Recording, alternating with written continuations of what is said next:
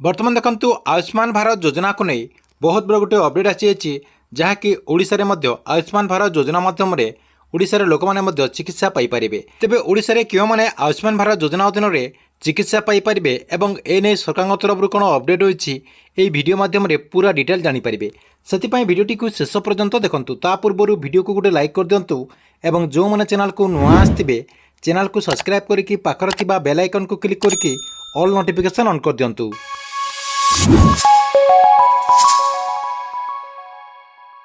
देखंतु काली ठारू आरंभ हो जाएगी लोकसभा अधिवेशन।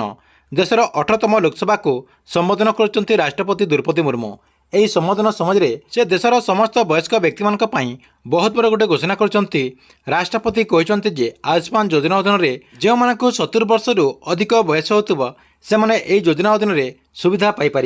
लोकसभा निर्वाचन समय जारी होता घोषणा नाम यह प्रतिश्रुति देता भारतीय जनता पार्टी। संसद भवन में राष्ट्रपति श्रीमती द्रौपदी मुर्मू कहते जे नुआ सरकार एणिकी 70 वर्ष अधिक बयस वर्गर लोक आयुष्मान योजना लाभ दिज्व घोषणा करछंती। यह व्यतीत कृषक मानक लगातार प्रयास जारी रखिंट केंद्र सरकार कहते दायित्व नेबा मात्र के कृषक मान अकाउंट को जहाँकि 20,000 कोटी टंकार ट्रांसफर कर सहित बीजेपी जो घोषणा नाम रही है जहाँकि आपंकर जो मैनिफेस्टो रही है से मैनिफेस्टो 70 वर्षर वयस्क लोक आयुष्मान भारत योजना रे लाभ देवाई सरकार घोषणा करते एवं किंतु सरकार ताको लागू कर जो मानकर बयस 70 वर्ष से आयुष्मान भारत योजना अधीन लाभ पाइपर। आपण समस्ते जानते जे 2019 मसीह तबकालीन अर्थमंत्री अरुण जेटली यह योजना को शुभारंभ करते यह प्रधानमंत्री जन आरोग्य योजना कहुच्छी।